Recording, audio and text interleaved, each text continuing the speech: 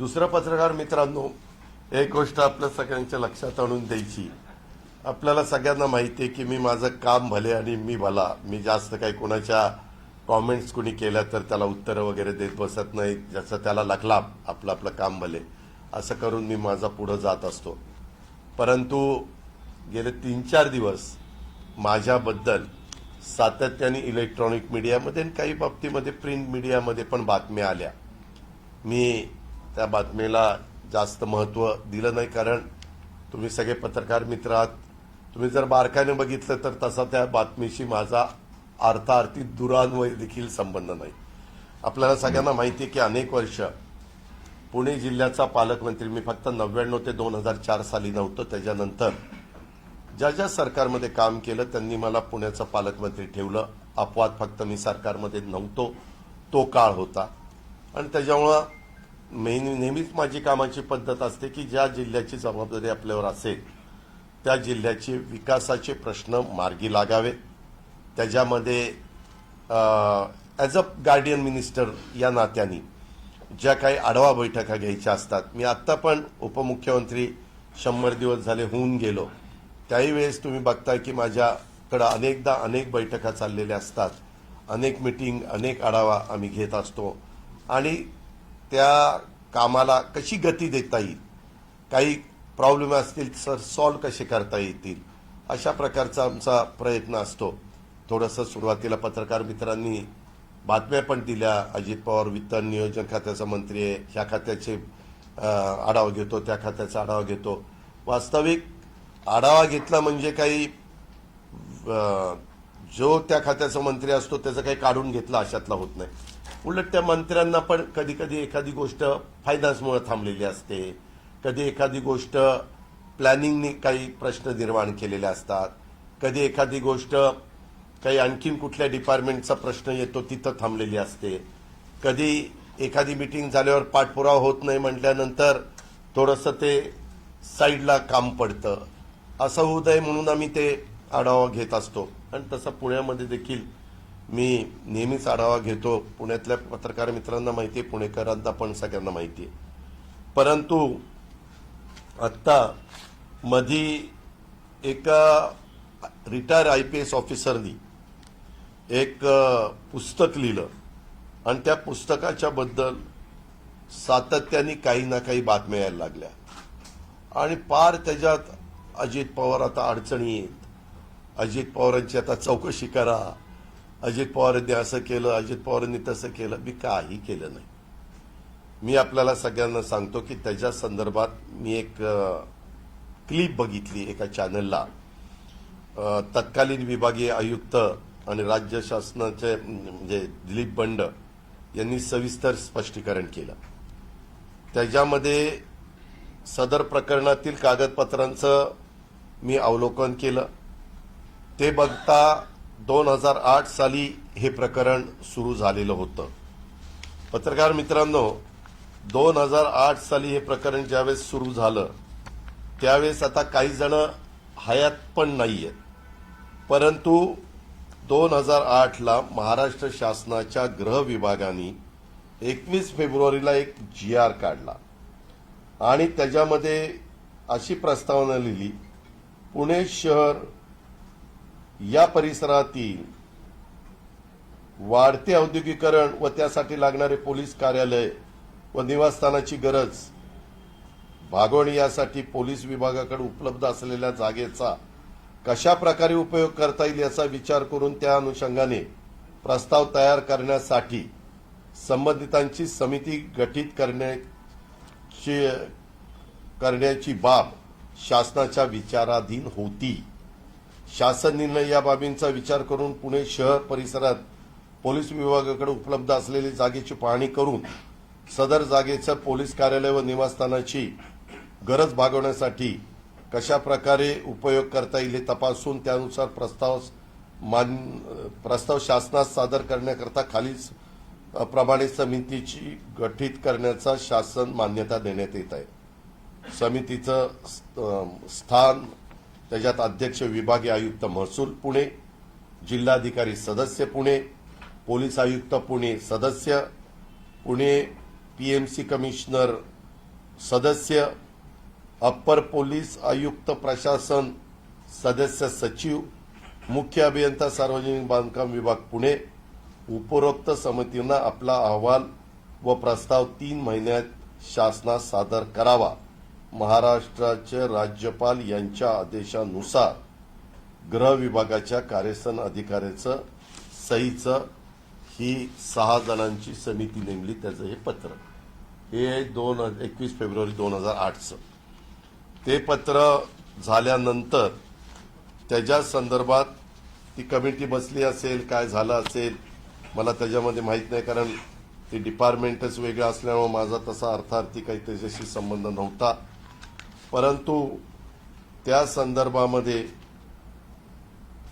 पुढे हे पत्र होतं 21 फेब्रुवारीला आणि त्यांना ते द्यायला सांगितलेलं होतं त्याच्या संदर्भात समितीनं अनेकदा बसले समिती गठन झाली 21/2/2008 ला जे मी आता सांगितलं शासनाने गठीत केलेल्या समितीचा अहवाल शासनाला प्राप्त झाला 5/8/2008 ला म्हणजे 6 महिन्यांनी सदर अहवालावर शासन स्तरावर निर्णय होऊन 28/8/2009 रोजी पत्रानुसार एका कंपनीला निविदा अंतिम करण्यात त्या ठिकाणी आली त्याच्या आधी म्हणजे आता 28/8 ला ज्यावेळेस नाही 5/8 ला हे आलं म्हणजे अहवाल आल्यानंतर त्याच्यामध्ये एक अशी पण तत्कालीन त्यावेळेसचे गृहमंत्री यांच्या दालनामध्ये एक बैठक झाली त्या बैठकीत पुणे शहर परिसरात पोलीस विभागाचे कार्यालय निवासस्थानाची गरज भागावी यासाठी पोलीस यंत्रणेकडे असलेल्या जागेचा उपयोग करण्यासाठी प्रस्ताव तयार करण्याबाबत माननीय मंत्री गृह यांच्या उपस्थितीत त्यांच्या मंत्रालयीन दालनात 16/1/2009 रोजी झालेल्या बैठकीचे इतिवृत्त बैठकीस खालील अधिकारी आज उपस्थित होते स्वतः गृहमंत्री नंतर श्रीमती चित्कला झुकसी अप्पर मुख्य सचिव गृह नितीन करील त्यावेळेसच्या मुख्यमंत्र्यांचे सचिव AN रॉय पोलीस महासंचालक महाराष्ट्र शासन त्यावेळेसचे उपसचिव गृह विभाग ध कांबळे आणि मग वेगवेगळी त्यांनी चर्चा त्याच्यामध्ये केली आणि चर्चा केल्यावर त्याच्यातनं येरवडा पोलीस स्टेशन करता निविदा मागून BOT तत्वावर एक पथदर्शी प्रकल्प राबवण्याकरता प्रकल्पाचे आर्थिक विश्लेषण मुख्य अभियंता सार्वजनिक बांधकाम विभाग पुणे यांच्याकडून तयार करून घेण्याच्या सूचना विभागीय आयुक्तांनी दिल्याचे अप्पर मुख्य सचिव गृह यांनी मंत्री महोदयांना सांगितले याबाबत सर्वकष चर्चा करून सहमतीनं माननीय मंत्री गृह यांनी असा निर्णय घेतला की येरवडा पोलीस स्टेशन परिसराचा विकास BOT तत्वावर करण्याचा यापूर्वी शासनाने घेतलेला निर्णय सहमत राहून त्यानुसार सदर प्रकल्प पूर्ण करण्याबाबत आवश्यक ती कारवाई करावी असे सूचित केले आणि उपस्थितांचे आभार मानून बैठक संपली हे झालं जानेवारीमध्ये त्याच्यानंतर समितीच्या सर्व सदस्यांच्या सहीची कार्यालयीन टिप्पणी पाहिजे असेल तर ती पण टिप्पणी इथं आहे ती त्यांनी जी काही कुणाकुणाचं काय मत आहे विभागीय आयुक्त दिलीप बंड यांनी अलॉटमेंटच्या संदर्भातलं ते एक पत्र इथं आहे त्याच्यानंतर कंपनीनं शासनाला 1 कोटी धनाकर्षणी मुदत ठेवीच्या बाबतीतलं पत्र आहे त्या कंपनीने शासनाला केलेल्या करारनाम्याचं पत्र त्या ठिकाणी आहे कंपनीबरोबर करारनाम्याची अंमलबजावणी करणं शक्य नाही याबाबत शासनाने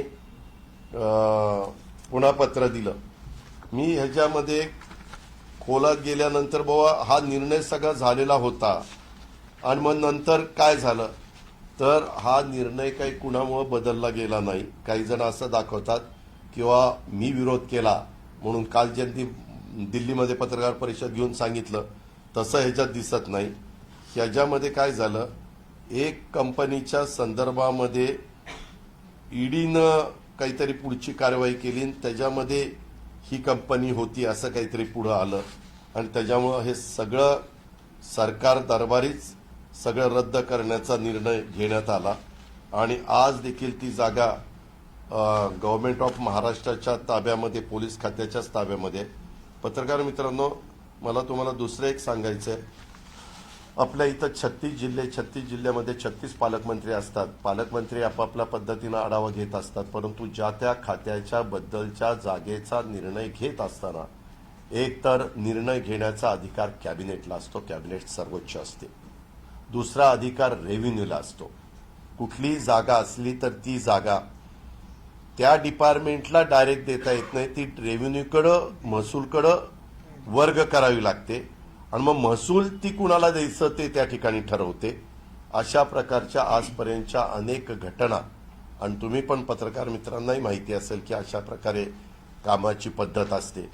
त्याच्यामुळं त्यांनी काय आरोप केला की बाबा माझ्याकडनं काय झालं, मी ज्यावेळेस आढावा घेत होतो त्यावेळेस मला त्या कमिटीनं आणि त्या सगळ्यांनी सांगितलं की याबद्दल सगळा निर्णय झाला, आबांनी निर्णय घेतलाय, गृह विभागाने निर्णय घेतलाय, परंतु त्याची अंमलबजावणी त्या ठिकाणी होत नाही.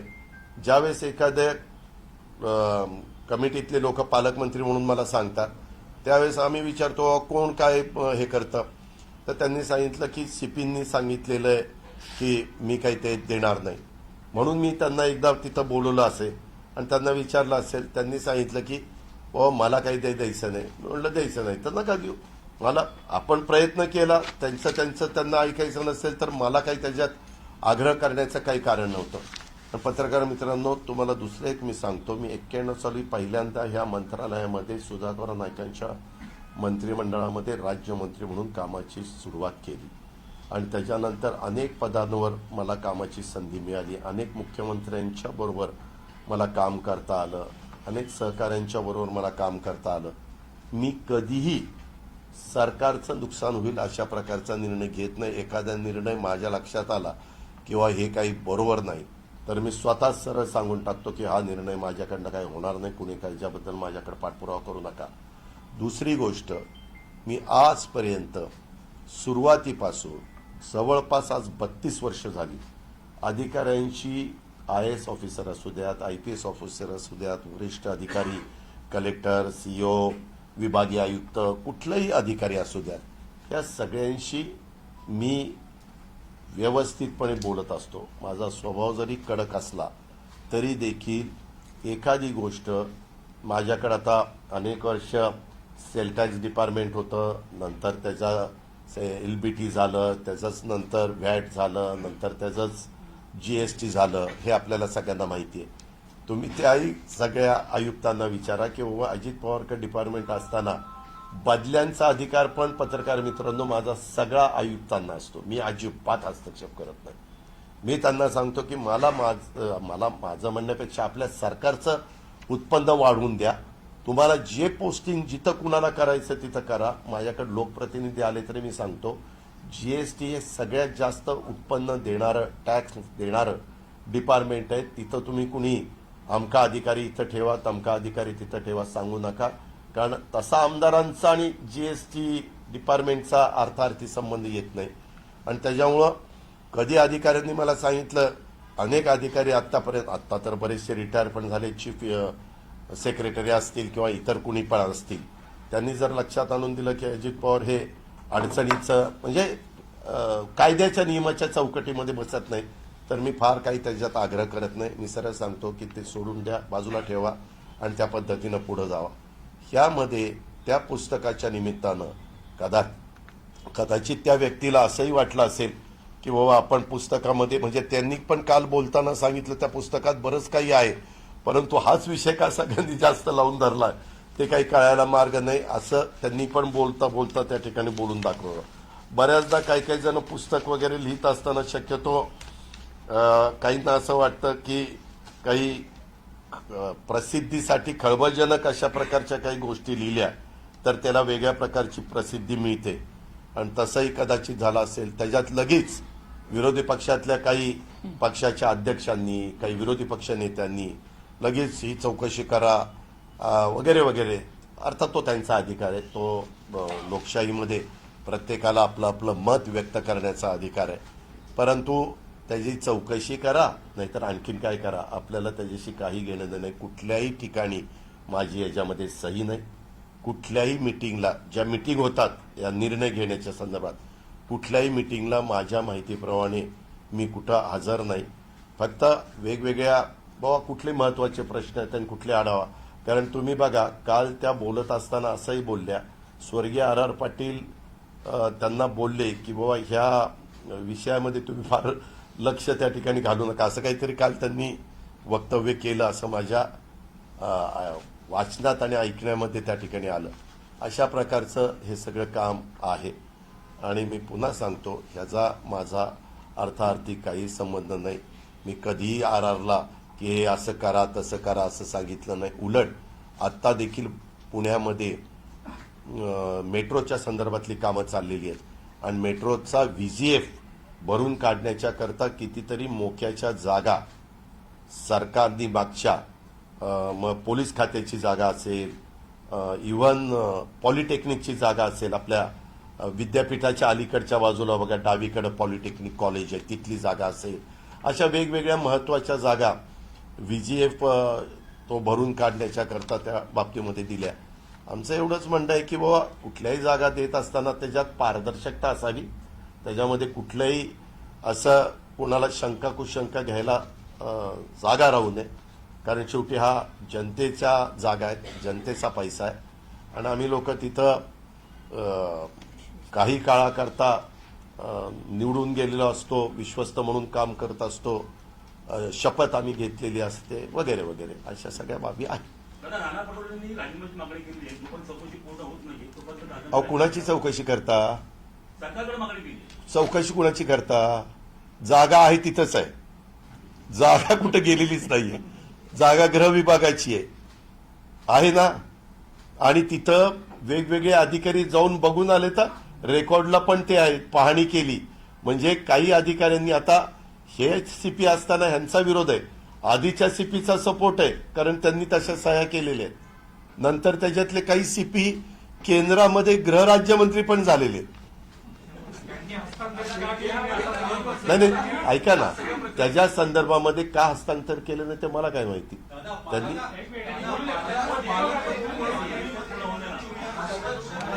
एखादी विचारा,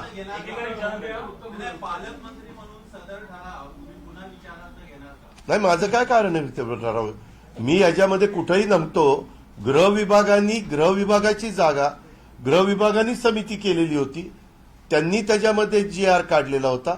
माझा काहीच संबंध नाही. मला कशाला ती जागा कुणाला दुसऱ्याला द्यायला मी निघालो?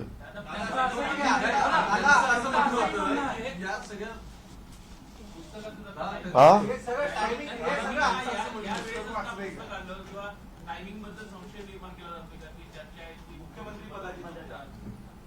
नाही मला हे का, प्रत्येकाच्या वेगवेगळ्या प्रकारचं काम असतं. काही काही अधिकाऱ्यांची कामं कशी असतात काय असतात तुम्हाला सगळ्यांना माहिती आहे. आता ते पुस्तक आणि त्या पुस्तकातला मुद्दा आणि त्याच्यामध्ये माझा तसा अर्थार्थी काही संबंध, मी कबूल करतो. मी आढावा घेताना मला सांगण्यात आलेलं होतं की अशा पद्धतीनं ठरवून देखील एक गृह विभागाचं फायद्याचं काम असताना होऊन दिलं जात नाही. मला सांगताना काय सांगितलेलं होतं, गृह विभागाच्या फायद्याचं काम असताना करून दिलं जात नाही. आणि जानेवारी 2009ची देखील गृह विभागाची बैठक झालेली आहे. त्यावेळेस माझ्या माहितीप्रमाणे गृहमंत्री 2009ला जयंतराव पाटील साहेब होते. म्हणजे याच्यात दोन्ही तसा सांगलीकर गृहमंत्री होते, एक स्वर्गीय RR पाटील होते आणि एक जयंतराव पाटील होते. आणि 26/11ला आपल्या जयंतराव RRनी राजीनामा दिला आणि 1 वर्षाच्या करता मला वाटतं जयंतरावांना त्यावेळेस पक्षाने गृहमंत्री पदाची जबाबदारी दिली होती.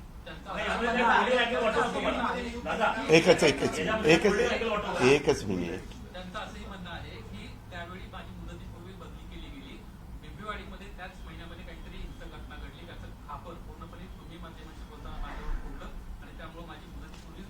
एक मिनिट, मी अशा बदल्या कोणाच्या करत नाही.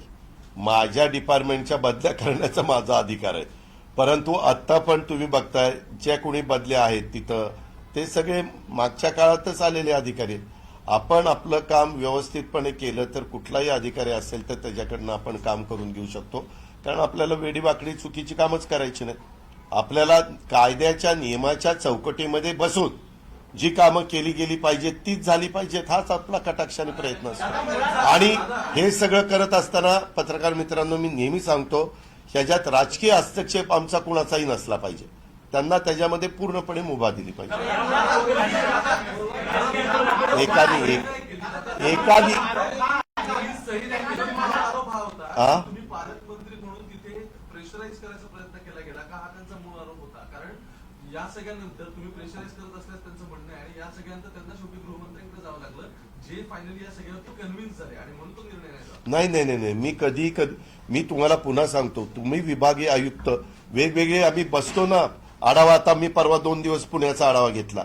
वेगवेगळे प्रश्न, इतके पुण्यामध्ये प्रश्न असतात, मेट्रोचे प्रश्न असतात, महावितरणचे प्रश्न असतात, ट्रॅफिकचे प्रश्न असतात, तुम्ही कोयता गँगचे प्रश्न असतात, वेगवेगळे अनेक प्रश्न. ससूनच्या मध्ये तो काही प्रश्न निर्माण झालेले होते आणि त्या संदर्भात त्यांनी मला कुणी सांगितलं की बाबा अशा अशा प्रकारे आमची समिती नेमली, असं झालंय तसं झालंय आणि ती जागा आपल्याला गृह विभागाला चांगल्या प्रकारे घरं बांधून मिळत आहेत, क्वार्टर्स बांधून मिळत आहेत, त्यांची अवस्था अतिशय दयनीय आहे आणि कुठेही नुकसान नाही, उलट आहे ते फायद्याचंच आहे वगैरे वगैरे. तर मी म्हणलं मग कुणाचा विरोध आहे? तर ते म्हणले की आत्ताचे जे सीपी आहेत त्यांनी विरोध केलेला आहे. म्हणून म्हणलं त्यांना बोलवा. त्यांना विचारलं तर ते म्हणले नाही माझ्या बुद्धीला पटत नाही. म्हणलं पटत नाही तर राहू दे. त्याच्यावर ह्याच्यापेक्षा मी काय केलं? आताच ही सगळी बातमी किंवा आता जे पुस्तक पुढे येणं, बातमी होणं, त्याची याचं हे जे टायमिंग आहे, कारण चर्चा हे काम पत्रकार मित्रांचं आहे. हेच टायमिंग गाठायचं कारण काय? मला काय करायचं?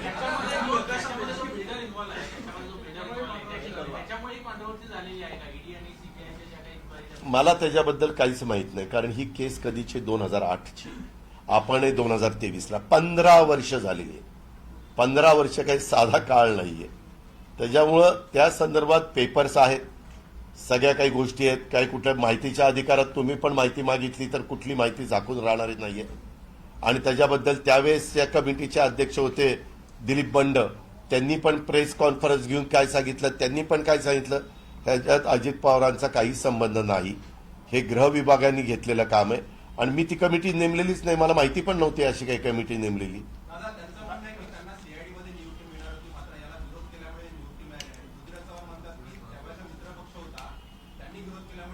अजिबात नाही. पृथ्वीराज चव्हाण तसं म्हणालेले नाही. तुम्ही तसं सांगू नका. त्यांनी सांगितलं की बाबा अशा पद्धतीनं बदल्या होत असतात आणि त्या बदल्या करत असताना हा संपूर्ण अधिकार त्याची कमिटी वगैरे असते त्या पोलीस वरिष्ठांच्या बदल्यांच्या संदर्भातली. आणि तुम्हाला प्रत्येकाला माहिती आहे की कोण कशा कशा पद्धतीनं काम करतं. हे काही मग हे झालं होतं तर हे आत्ता काढायचं काय कारण होतं? मग ते तेव्हाच काय नाही काढलं?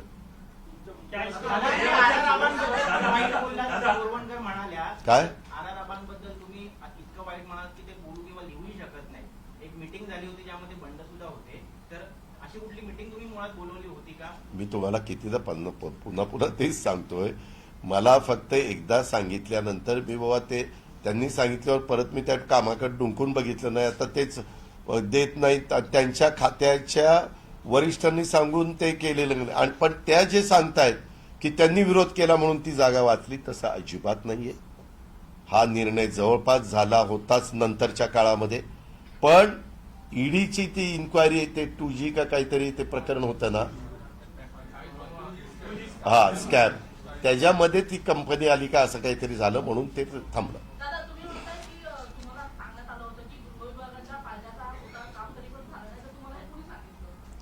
अरे ह्याच्यात लिहिले मिनिट्समध्ये वाच ना. ह्यामध्ये मी विभागीय आयुक्तांचे जे काही हे आहे किंवा मी मगाशी तुम्हाला वाचून दाखवलं त्याच्या संदर्भात RR पाटलांनी पण मीटिंग घेतली. त्याच्यामध्ये तेच झालं की निवासस्थानाची गरज, पोलीस यंत्रणेकडे जागेचा उपयोग, ती 16/1ची नाही 16/1/2009. हा मग ते गृहमंत्री तेव्हा ते असतील, म्हणजे कोण शेवटी कोणतरी गृहमंत्री होतं, जे असेल ते असेल. आणि त्याच्या संदर्भात विश्लेषण वगैरे ते सगळं आहे. त्याच्यामध्ये ते दाखवण्यात आलेलं आहे की बाबा हे फायद्याचं होतं वगैरे वगैरे असं. आणि तुम्हाला ते विभागीय आयुक्तांनी पण सांगितलं ना की बाबा हे काय याच्यामध्ये करार काय होता ते पण सांगतो. समितीचे अध्यक्ष व तत्कालीन विभागीय आयुक्त यांच्या स्पष्टीकरणावरून सदरचं टेंडर प्रक्रियेत एकूण 7 जणांनी सहभाग नोंदवला होता. निवड झालेल्या वरील कंपन्यांकडून शासनाच्या जागेच्या बदल्यात गृह विभागाला खालीलप्रमाणे सोयी सुविधा मिळणार होत्या. येरवडा येथे रोड फ्रंटला 3,900 म्हणजे 3,900 चौरस मीटर जागा, येरवडा येथे नवीन पोलीस स्टेशन व पोलीस कार्यालय कॉम्प्लेक्स, सर्व फर्निचर व वातानुकूलित यंत्रणेसह सर्व सुविधांनी युक्त. येरवडा येथे 8 निवासस्थाने, शिवाजीनगर येथे अतिरिक्त पोलीस आयुक्त दर्जाच्या अधिकाऱ्यांचे 4 बंगले, शिवाजीनगर येथे पोलीस उपायुक्त दर्जाच्या अधिकाऱ्यांच्यासाठी पार्किंग व 3 मजली इमारत सर्व सुविधायुक्त, 6 निवासस्थाने, पोलीस शिपायांच्यासाठी पार्किंग, 7 मजली इमारत सर्व सुविधांसह 495 निवासस्थाने. सदरचा प्रस्ताव लिलावाचा नव्हता, तर तो PPP तत्वावरील विकसनाचा प्रस्ताव होता.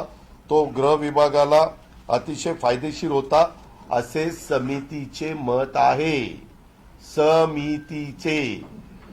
समितीच्या म्हणण्यानुसार तत्कालीन वेळी शासनाच्या जमिनीची किंमत 3 कोटी रुपये होती, तर विकासकाकडनं 15 कोटी रुपयांची जमीन व बांधकाम पोलीस विभागास मिळणार होते. हा ते पुढचं मगाशी ऐका ना, मगाशी काही गोष्टी दरम्यानच्या काळात पुण्याच्या पोलीस आयुक्त डॉक्टर सत्यपाल सिंग यांची बदली होऊन श्रीमती मीरा बोरवणकर या पुण्याच्या पोलीस आयुक्तपदी आल्या होत्या. त्यावेळी समितीच्या विनंतीवरून सदरचा विषय त्यांना समजावून सांगण्यात आला होता. शासनाचा त्यामागचा उद्देश व आतापर्यंत पूर्ण झालेली प्रक्रिया या विषयावर चर्चा झाली होती. प्रत्येक अधिकाऱ्याचा दृष्टिकोन वेगळा असू शकतो. डॉक्टर सत्यपाल सिंग यांनी आग्रहाने मंजूर केलेल्या प्रकल्पाला नंतर आलेल्या पोलीस आयुक्त श्रीमती मीरा बोरवणकर यांची सहमती नव्हती. सदर कंपनी माननीय उच्च न्यायालयात सुद्धा गेली होती. त्यावर उच्च न्यायालयाने 6 आठवड्यात निर्णय घेण्याचे कळवलेले होते. ते पण इथं आहे, उच्च न्यायालयाने कळवलेलं. सदर प्रकरणात वापरात बदल करण्यासाठी महसूल आणि वन विभागाची मान्यता घेण्यात आली नाही व ईडीने सदर प्रकरणातील जमीन जप्त करण्याचे आदेश निर्गमित केले असल्याने कंपनीबरोबर शासनाने केलेल्या करारनाम्याची अंमलबजावणी करणे शक्य नाही असे शासनाने कंपनीला कळवलेले आहे असे कागदपत्रावरून दिसून येते. सरकारी अभियोक्ता यांच्या 28/11/2016 च्या शासनास दिलेल्या पत्रावरून शासनाने सदरचा करारनामा शासनावर बंधनकारक नसल्याने तो रद्द करण्यास कंपनीला कळवले. आणि मगाशी मी तुम्हाला सांगत होतो की ह्याच्यामध्ये सदर कागदपत्राचं अवलोकन केलं असताना सदरचे प्रकरण 2008 साली सुरू झाल्याचं दिसून येतं. सदर प्रकरणात मूळ प्रस्ताव हा गृह विभागाचाच होता. त्यावेळी स्वर्गीय R पाटील गृहमंत्री होते आणि त्याच्यानंतर जयंतराव पाटील गृहमंत्री होते. त्यावेळी चितकला जुगसी या अप्पर मुख्य सचिव गृह होत्या व डॉक्टर सत्यपाल सिंग हे पुण्याचे पोलीस आयुक्त होते. सदरच्या विषयानुषंगाने शासनाने गृह विभागाची ती कमिटी मी तुम्हाला सांगितली. वरील समितीने सविस्तर विचार विनिमय करून 6 महिने अभ्यास केला. दुसऱ्या महिन्यात कमिटी केली, 8व्या महिन्यात अभ्यासांती सविस्तर विचार विनिमय करून अभ्यासांती 5/8/2008 शासनाला अहवाल सादर केला. तत्कालीन अमुस ग्रह यांनी सुद्धा सदर ठिकाणी 2 वेळेला भेट दिली. त्या अहवालावर शासन स्तरावर निर्णय होऊन 28/8/2009 रोजी त्या कंपनीला मेसर्स एव्हर स्माईल कंपनीला निविदा अंतिम करण्यात आली. लेटर ऑफ अलॉटमेंट देण्यात आलं. शासनातर्फे नोंदणीकृत करारनामा करण्यात आला. आवश्यक ती बँक गॅरंटी देण्यात आली. हा संपूर्ण विषय हा गृह विभाग व शासनाने नेमलेल्या 6 सदस्यीय समिती हाताळत होती. या विषयाचा माझा काहीही संबंध नव्हता. सदर समितीमध्ये पुण्याचे तत्कालीन पोलीस आयुक्त सत्यपाल सिंग हे पोलीस अधिकारी होते. ते आपल्या देशाचे नंतर गृहराज्यमंत्री बनले. पोलीस विभागातील कर्मचाऱ्यांना अधिकाऱ्यांना जुन्या झालेल्या पोलीस स्टेशनचे प्रश्न वगैरे वगैरे पालकमंत्री या नात्याने विविध विकास कामाचा आढावा घेणे हे त्या पालकमंत्र्याचं काम असतं. सदर आढावा घेताना